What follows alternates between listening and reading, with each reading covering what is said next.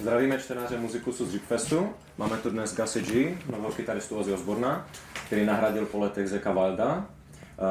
Gus se vyznačuje rychlou, ale především svěží hrou. Máme pro něho pár otázek. So Gus, how are you feeling today? Feeling good. I was, it's like, if I'm not mistaken, that this is the first stop of your upcoming European tour, right? The first one, yes. Yeah. First show. What are your expectations and how are you looking forward to this tour? Yeah, I mean, it should be great. You know, it's Ozzy Osbourne. Of course. We just came from US. We did the Ozfest. Mm-hmm. So those shows were crazy. Right. Were really good. So I'm hoping the crowds are going to be as good here in Europe. You know. Mm-hmm. As we mentioned, this magazine is mainly concentrating on musicians, active musicians, although I'm not an active musician myself. Could you, to our readers, present your instrument and equipment you're using right now? Yeah, I've been using ESP guitars for the last 6-7 years, and I use Blackstar amps. Mm-hmm. And what else do I use? I use Elixir strings. Mm-hmm. I use, when it comes to effects, I don't have so much stuff. I just use a couple of pedals. I use a BBE pedal, the Green Screamer, to kind of like boost a little bit for my solo sound. Just a Morley wah pedal, and a chorus pedal that I use from a Japanese company called Providence. They make it for me. So that's about it, really. Mm-hmm. My setup is pretty simple, Okay. I mean, I assume they're very, very positive, but what are your emotions about the relationship between ESP guitars and their support towards you? ESP has been really good to me, and they made me some great guitars, and they treated me great since the day I joined them, and they have a very strong relationship with their artists. This is a very artist-based type of company, so they really pay attention to their endorsers and the people that they have to their signature artists. Mm-hmm. I had my own signature guitar for the last 5 years, and it's been really good. It's the best guitars for me. Yeah. They're made, they're custom made to my specs and my needs for my tone and sound, and that's all I've been using for the last 6 years. Mm-hmm. Yeah. I mean, you replaced Zakk Wylde. It was kind of what's your opinion about? I mean, how the fans accepted you afterwards? So far, it's been really good. Mm-hmm. I mean, originally there was some people.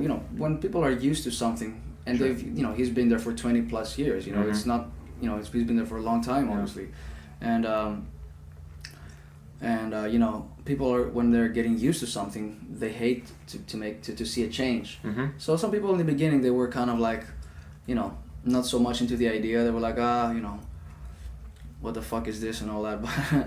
But anyway, the thing is that once the album came out and then we started doing the shows, the reviews have been very good, and people every night at shows that they have really embraced the fact that Ozzy's introducing a new guy, and everybody has been treating me very nice. I have no complaints really. Good. And lots of fans have congratulated me and all that. So Wow. This means a lot to me, because I obviously I want, we're entertainers and we want to do the right thing, and we want people to be happy when they come to the shows. Mm-hmm. And it seems that we've been doing a good job. Yeah. Wow. Mm-hmm. And by your own opinion, what was the hardest song to learn from Ozzy's repertoire for the live shows? I don't know. There isn't one that when it comes on, I'm like, oh fuck, not this one. But I don't think there is such a song. Zakk's stuff, technically he was more proficient than Jake and Randy, but I grew up with Zakk's records, and all that, so I really, it comes natural to me. I think I come from that school of guitar, the traditional heavy metal hard rock guitar. So for me, it's like a natural thing to play, and to sound, in that vein. So not to put anyone down. These guys are my idols, Yeah, of course. But I'm not having any trouble with any songs. I'm actually enjoying it very much. That's good. Yeah. Mm-hmm. It's for the fans. Okay. For the kids. Yeah. What compared to that, what would you say was your favorite song to play live? Zakk, in some previous interviews, he mentioned Mr. Crowley. What would be yours? Yeah, I actually love to play when Mr. Crowley comes up. I love to play that one. Maybe it's because it has this European flavor and has this minor scales, and I'm very close to that. You know, I really like this kind of sound. So I love to play Mr. Crowley. I love to play Suicide Solution because you know there's a extended solo in the middle, so you know I get to fuck around with that. And you know, pay my tribute to Zakk and Randy every night and all that. And I like to play Shot in the Dark. You know, they're all my favorites. It's hard to choose. I like to play I Don't Know. That's a great song, great groove, heavy riff. You know, it's hard to choose. You know, then again, we do all these Sabbath covers, and I'm a huge Tony Iommi fan. It's my favorite band, Black Sabbath. So I love to do all the Sabbath stuff. So I can't pick one. I'm just gonna keep on rambling about lots of songs. Yeah. And people are talking about it all the time, and it's obvious your style is kind of can say like really you like to play really fast. I mean, what's the idea behind that? I mean, what are your intentions? Oh, I love playing fast. I love playing fast, but I love to play slow as well. You know, I mean, I don't play fast just for showing off or something. I like to, you know, for me the guitar is kind of like an extension of my body. So you know, I'm trying to speak through that. You know, and sometimes you speak a lot, sometimes you say less things. So when I improvise, I use slow phrases, fast licks. It's kind of like a mix, you know. The reason why I wanted to develop such technique was because I wanted to be able to play whatever's on my mind, you know, and not have to think about it. Sure. So at some point, you know, it becomes natural for me to play sometimes very fast, you know. So you don't take it that important, I mean, to play fast in order to show somebody that you're a cool guitarist? Not really, no. I mean, there's great guitar players that cannot play fast, you know, and they just bend one note and make a whole stadium shake, you know. Look at Angus Young. Yeah, sure. He's the master, you know. A few riffs. And that's it, man. And was there somebody when you were beginning that was teaching you how to play this fast? Some guitarists their intention is not to get fast, and they also have some sort of a limits. But was there somebody when you were starting that, I mean, affect you to start playing fast? Well, that obviously came when I listened to Yngwie Malmsteen. Wow. I listened to his album Trilogy, and I was like blown away. I was like, what the fuck is this guy? You know, and I didn't know how to do that. I'm like, I must know how to do that, you know, how to be able to do that. So I don't know, I picked up a bunch of books, you know, from music stores and tablature books and whatever, methods, and, you know, some instructional videos, whatever, and, you know, I sat down with a metronome and, you know, locked myself in the room for about 3 or 4 years and just practiced, you know. Yeah.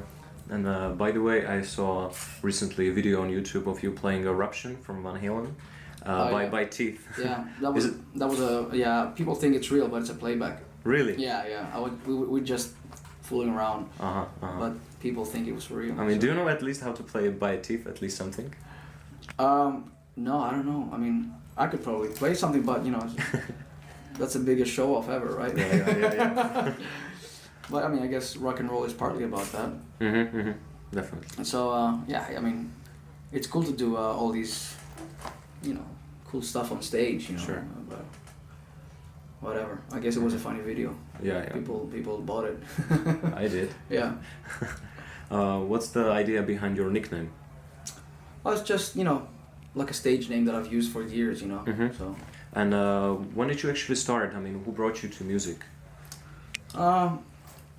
When I was 9 years old, you know, my father had a record at home that he kept playing, Frampton Comes Alive, Peter Frampton, and I heard him play with a talk box, you know, and I thought that was the coolest thing I ever heard. You know, the guitar sounded like a robot. So I asked my dad to buy me a guitar, and I wanted also to enroll me in college, in music school to learn how to play. So, you know, instead of getting electric guitar, I first got a classical guitar. Sure. And I went, you know, I had some lessons for the first 3 or 4 years, but nothing really happened because, you know, I just learned how to play some simple chords. Sure. And later on, you know, I enrolled into a conservatory, you know, when I was 14, and I got my first electric guitar. And that's when I really started practicing more heavily, you know. But, you know, at that moment when I was 9 years old, it's one of those moments where right there and then you know what you have to do. I knew I was going to be a guitar player. You know, that's good. There was no plan B. That was it. And what do you do as a musician to get better and to develop as an artist? Well, obviously, I try to play better every day. You know, I mean, I want to. You know, I try to keep improving my technique and my tone and everything. You know, I mean, it really never ends. You know, and what else? You know, I mean, songwriting is very important for me. You know, I try to write the best songs I can also, and with every album that I make.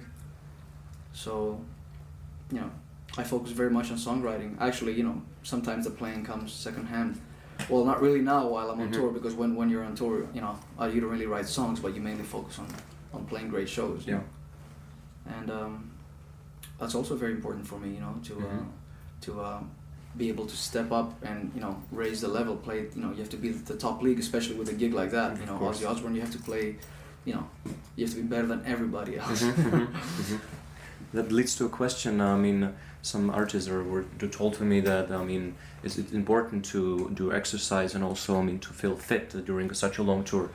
What do you do? It is, yeah. I mean, I try to, I don't really, follow any special diet or anything, but, I try not to eat, too much garbage or too much junk food.